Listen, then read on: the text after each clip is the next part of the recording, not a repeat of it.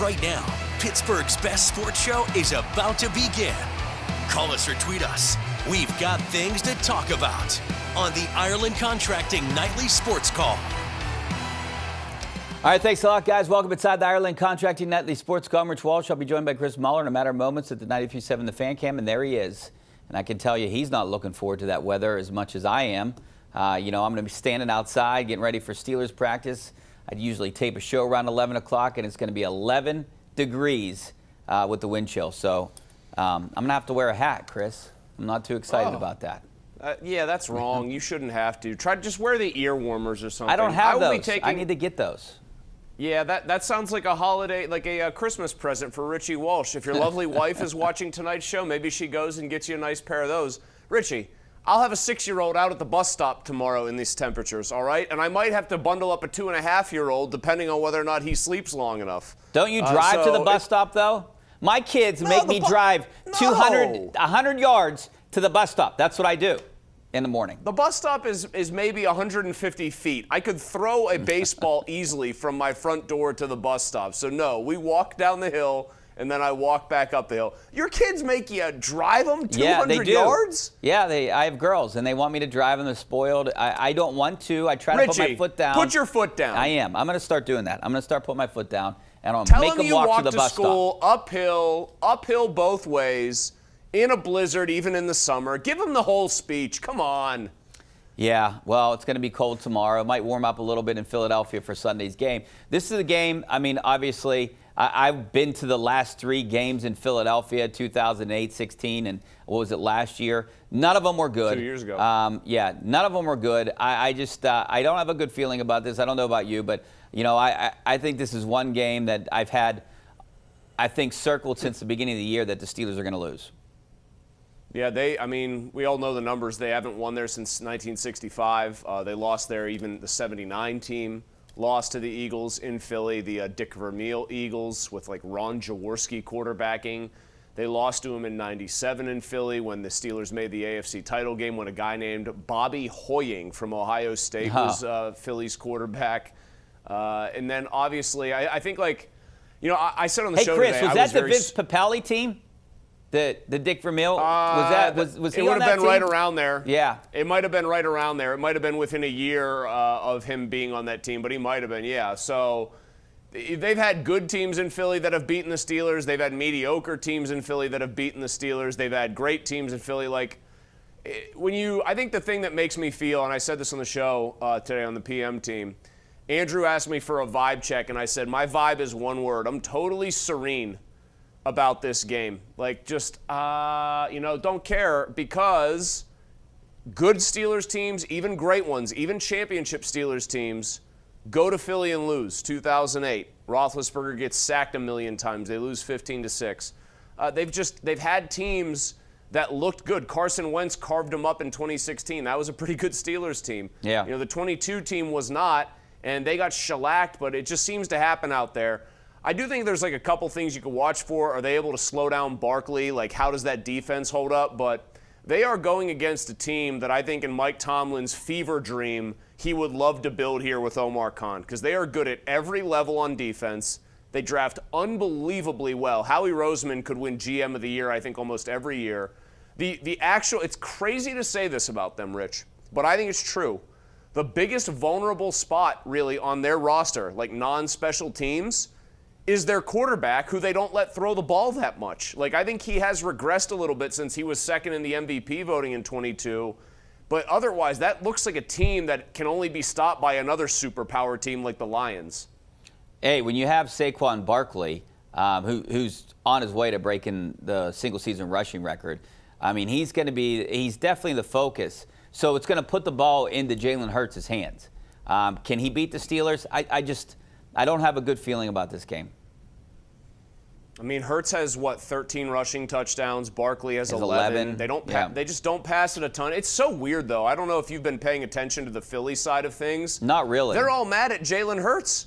A.J. Brown's mad at him. Devontae Smith doesn't seem thrilled. I guarantee you they don't want Kenny Pickett. No, there are fans calling for Kenny Pickett, to which I say, yes, please, put him in the game. We're begging you. It's going to be tough, though, for the Steelers. without Pickens, he's the guy that can actually beat anybody they can put in front of him. But they are just loaded to the gills. DeJean, who runs around at nickel corner, Quinyon Mitchell, who we know the Steelers were kind of interested in.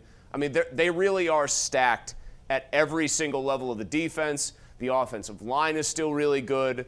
They are one of the most, if not the most, well-constructed franchise in the entire NFL. You know what? The last couple of years, every guy that they drafted seems like it was a guy that the Steelers could have used. I mean, last year, DeJean, the year before, the Georgia lineman. Jalen Carter. Yeah, Jalen Carter's a monster. He's wrecking games for them now, just like people were worried that he would. So we'll talk more about this game and what Pickens means to the Steelers and how it could affect this game. And also, I'm going to get your opinion on the next 3 games for the Steelers. Obviously, most critical stretch of games here on this schedule. All right, 412-575-2600 is the number. Give us a call back in a couple minutes.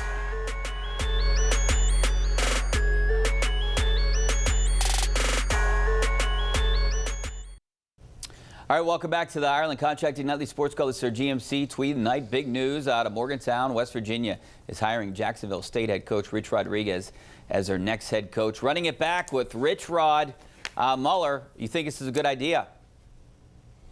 I mean, it's not the worst idea if he can recapture the magic that he had. The landscape in college football has, of course, been ever shifting since he left WVU, but he's been a head coach, as you just pointed out, at Jacksonville State, so he knows what it's all about right now.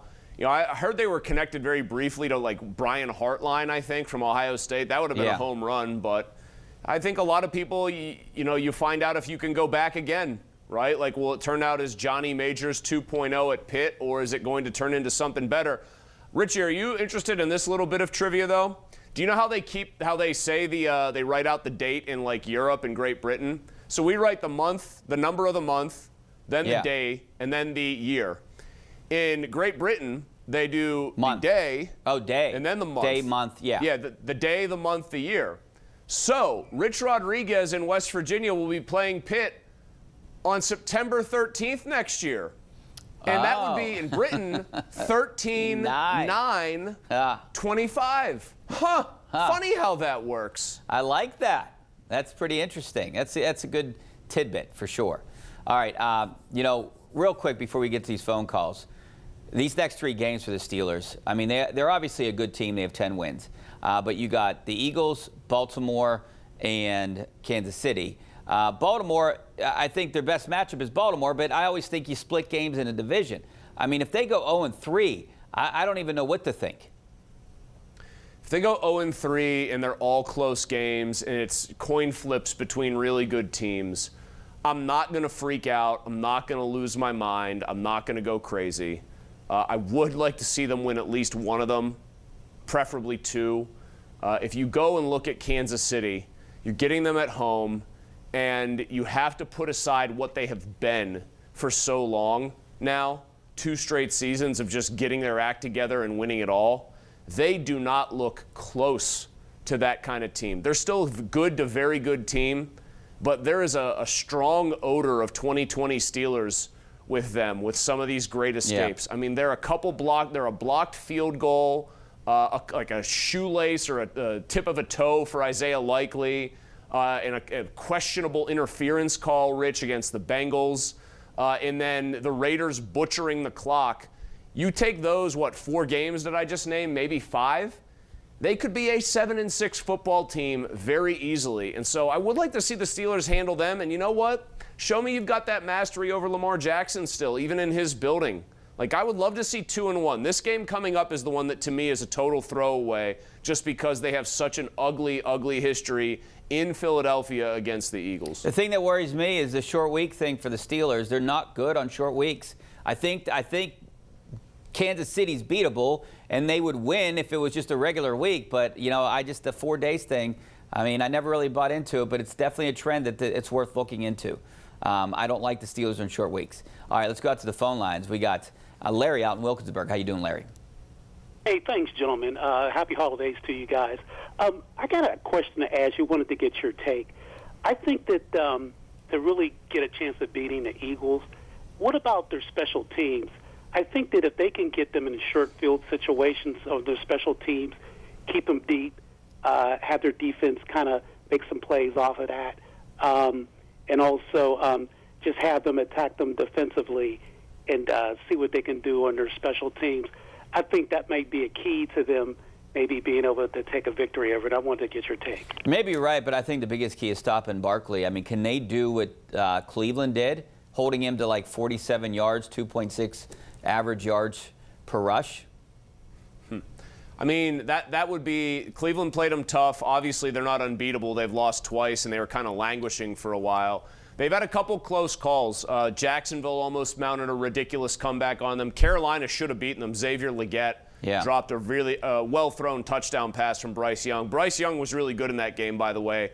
Russ, I think, kind of needs to emulate that. The ball was getting out quick. He was reading defense as well for Carolina. They need to make them one-dimensional. I think there are like three little keys to this game.